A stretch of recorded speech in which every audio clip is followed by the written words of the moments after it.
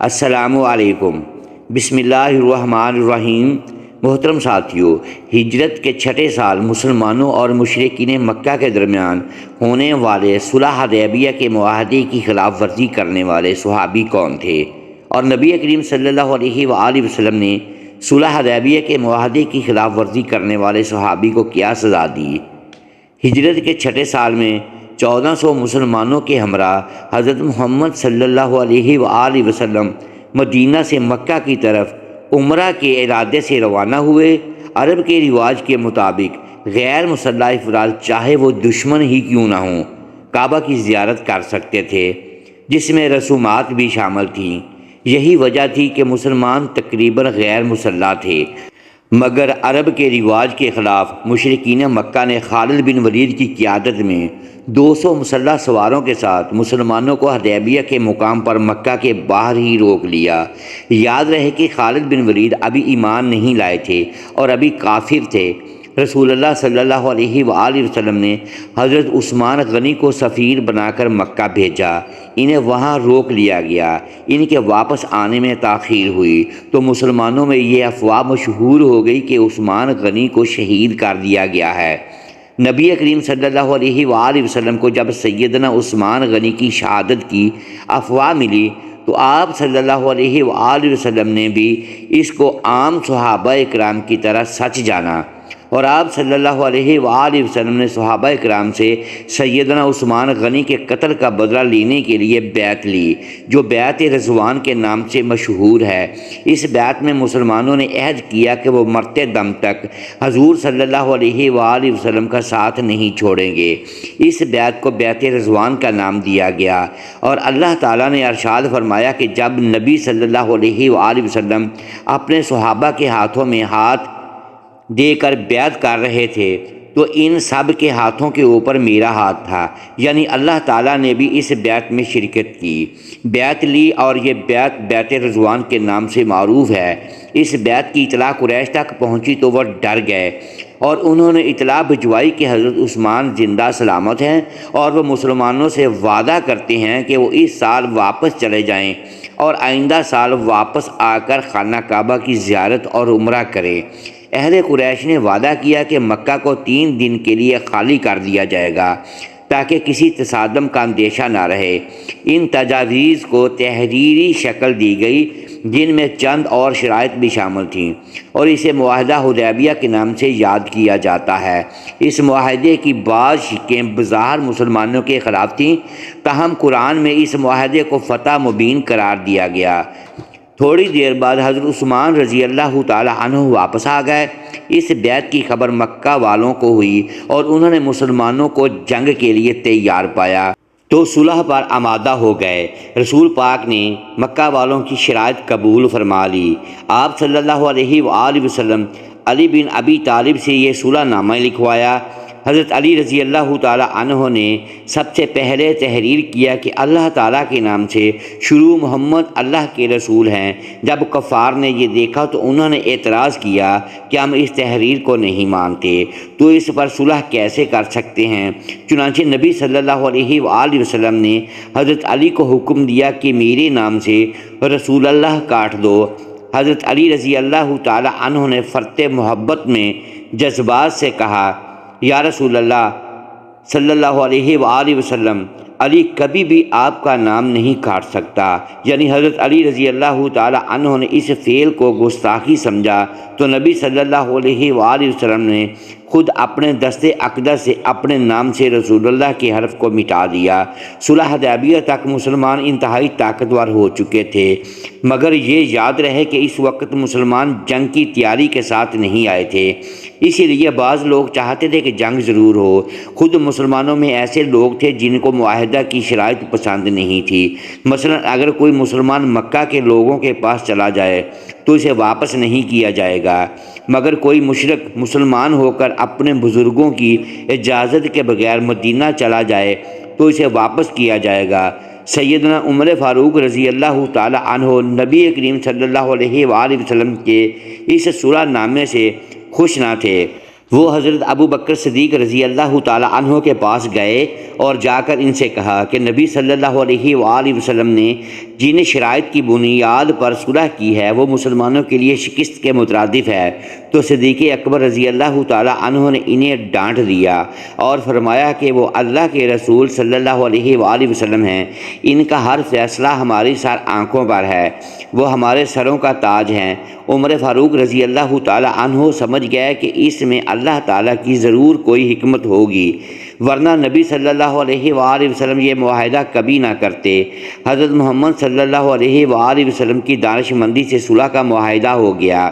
اس کی بنیادی شک یہ تھی کہ 10 سال تک جنگ نہیں لڑی جائے گی اور مسلمان اس سال واپس چلے جائیں گے اور عمرہ کے لیے اگلے سال آئیں گے۔ چنانچہ مسلمان واپس مدینہ آئے اور پھر 629 میں حج کیا۔ اس معاہدہ کے بہت سود مند اثرات ثابت ہوئے۔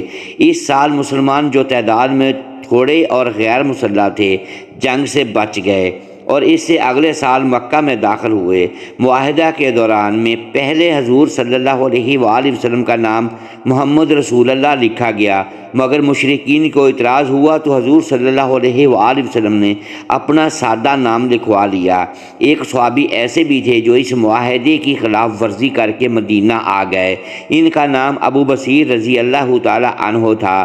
یہ اس زمانے میں مشرف با اسلام ہوئے جب تعزیرات مکہ میں اس کی ادنیٰ سزا قید و بند تھی۔ چنانچہ ابو بصیر قبول اسلام کے جرم میں قید میں ڈال دیے گئے۔ ابو بصیر رضی اللہ تعالی عنہ کے بارے میں کہا جاتا ہے کہ یہ نہایت بہادر اور جراح تھے۔ صلح حدیبیہ کے زمانے میں جب آن حضرت صلی اللہ علیہ وآلہ وسلم مکہ تشریف لائے تو ابو بصیر کسی نہ کسی طرح قید سے چھوٹ کر آپ کے پاس پہنچے۔ اس وقت صلح ہو چکی تھی اور اس کی دفعات میں ایک شک یہ بھی تھی کہ جو مسلمان مشرکین کے پاس سے بھاگ کر رسول اللہ کے پاس چلا جائے گا اس کو آپ واپس کر دیں گے۔ اس لیے ان کے آنے کے بعد ہی اظہر بن عبد العوف اور اخنس بن شریک نے آن حضرت صلی اللہ علیہ وآلہ وسلم کے پاس آدمی بھیجے کہ وہ معاہدے کے روح سے ابو بصیر کو واپس لے آئیں۔ آن حضرت صلی اللہ علیہ وآلہ وسلم کو ابو بصیر کی واپسی کے نتائج معلوم تھے، لیکن معاہدہ کی پابندی کے خیال سے آپ نے ابو بصیر سے فرمایا کہ ہم نے ان لوگوں سے جو معاہدہ کیا ہے وہ تم کو معلوم ہے۔ ہمارے مذہب میں بدعہدی اور فریب بہت بری چیز ہے، اس لیے اس وقت تم واپس چلے جاؤ، آئندہ خدا تمہاری اور دوسرے ناتواں اور مظلوم مسلمانوں کی رہائی کا کوئی نہ کوئی سامان کر دے گا۔ ابو بصیر مشرکین کے مظالم کا تجربہ کر چکے تھے، اس لیے عرض کیا یا رسول اللہ، آپ مجھ کو مشرکین کے حوالے کرتے ہیں کہ وہ میرے مذہب میں مجھے فتنہ میں مبتلا کریں۔ آپ نے فرمایا ابو بصیر جاؤ، ان قریب اللہ تمہارے اور دوسرے کمزور مسلمانوں کے لیے کوئی راہ نکال دے گا۔ اس مقرر حکم کے بعد چوں چراں کی گنجائش نہ تھی، اس لیے راضی براضی ہو کر قریش کے آدمیوں کے ساتھ واپس چلے گئے۔ ذوالحلیفہ پہنچ کر ساتھ لے جانے والے آدمی کھجوریں کھانے کے لیے ٹھہر گئے۔ ابو بصیر نے ان میں سے ایک سے کہا واللہ تمہاری تلوار کتنی اچھی ہے۔ دوسرے نے بھی ان کی تائید کی۔ تلوار میان سے کھینچ کر کہا ہاں واللہ نہایت عمدہ تلوار ہے، میں نے اس کا بارہا تجربہ کیا ہے۔ ابو بصیر نے کہا لاؤ ذرا میں بھی دیکھوں، اور تلوار لے کر ایک شخص کو وہیں ڈھیر کر دیا۔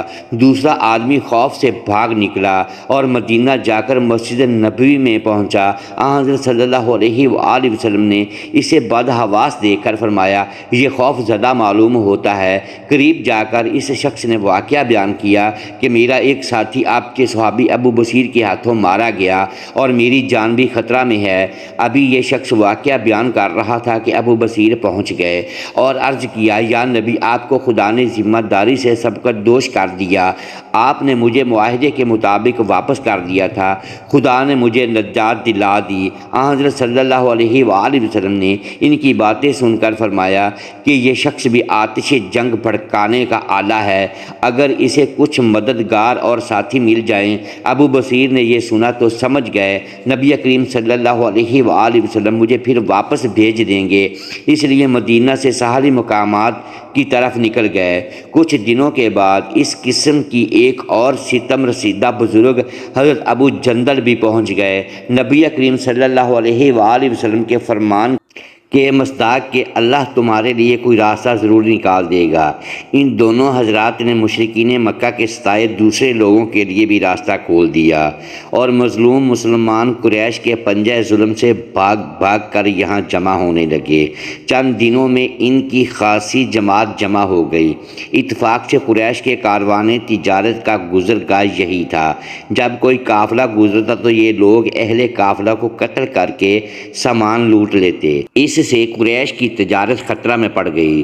چنانچہ انہوں نے عاجز آ کر حضرت صلی اللہ علیہ وآلہ وسلم کے پاس آدمی بھیجا کہ خدا اور صلہ رحمی کا واسطہ اس مصیبت سے ہم کو نجات دلا دیں، اور ساتھ ہی یہ پیغام بھیجا کہ آئندہ سے جو مسلمان بھاگ جائے گا وہ آزاد ہے۔ اس پر کلام اللہ کی یہ آیت نازل ہوئی، وہی ہے جس نے مشرکین کا ہاتھ تم سے اور تمہارا ہاتھ ان سے روک دیا۔ اس کے بعد حضرت صلی اللہ علیہ وآلہ وسلم نے اس آزاد گروہ کے پاس لکھ بھیجا کہ ابو جندل اور ابو بصیر ہمارے پاس چلے آئیں اور دوسرے لوگ اپنے اپنے گھروں کو واپس چلے جائیں۔ یہ خط ایسے وقت پہنچا کہ حضرت ابو بصیر بستر مرگ پر تھے۔ خط ہاتھ میں لے کر پڑھتے پڑھتے روح قفس انصری سے پرواز کر گئی۔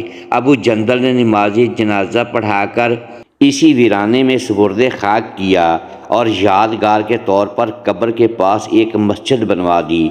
محترم ناظرین، امید ہے آج کی یہ ویڈیو آپ کو پسند آئی ہوگی۔ ناظرین گرامی، اگر اس ویڈیو میں دانستہ یا دیدہ دانستہ الفاظ کی درستگی ہم نہیں کر پائے تو ہم آپ سے معذرت خواہ ہیں اور اللہ کے حضور معافی کے طلبگار ہیں۔